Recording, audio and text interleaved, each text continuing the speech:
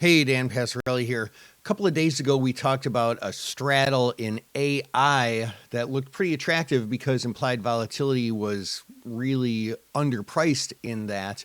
And I took a look at it today, and it's pretty interesting. The strike price that I chose was the 29 strike, right? And that stock is sitting now at about 25 and didn't really make any money on it, which is interesting. A very massive move in that stock, and the straddle's still struggling. Why is that? Well, of course, that's because of implied volatility.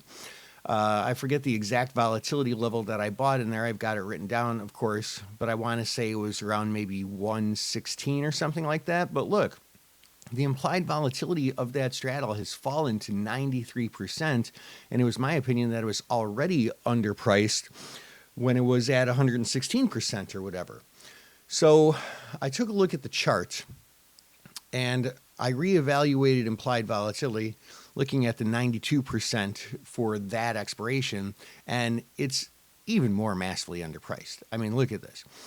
As far as the 6-month average, we're in the middle of the 6-month average. By looking at the chart here, you see these pretty massive moves. And so, like, my initial thought was, I mean, look at the size of these candles compared to these candles.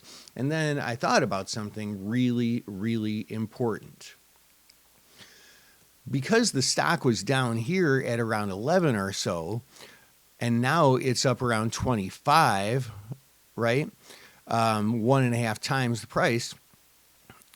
A 1% move when the stock was at 10 doesn't look like a 1% move when the stock is around 25. So how can we tell the difference by eyeballing a chart in how big the moves are now compared to how big the moves were before? Because this is part of analyzing a straddle, right?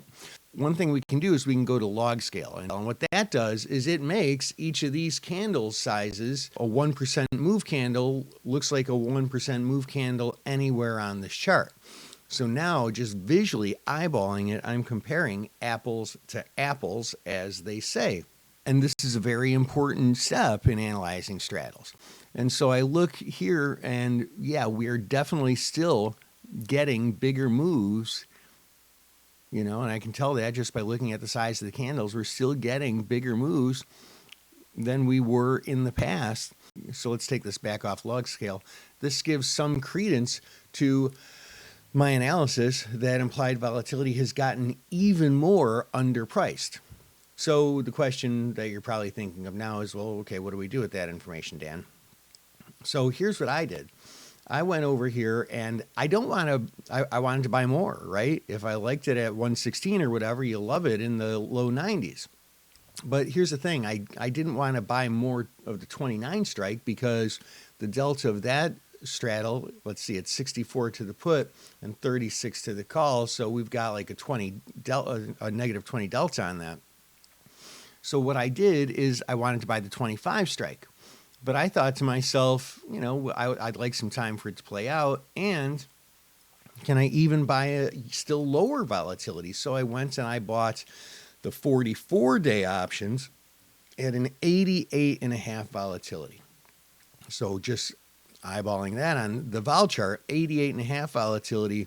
It's definitely in the bottom 50% of the implied volatility from the past 6 months, in a situation where we're just getting much, much bigger moves, and there's a lot more room for this to take off to the upside if some bullish news comes out on it, and a lot more room to head back lower to the downside if we don't get bullish news. So this is a really important analysis that you might not use every single time you look at straddles, but there are certain times, especially when we go from a much lower price to a much higher price, or even a much higher price to a much lower price, so that we can visually compare those candle sizes across the time spectrum.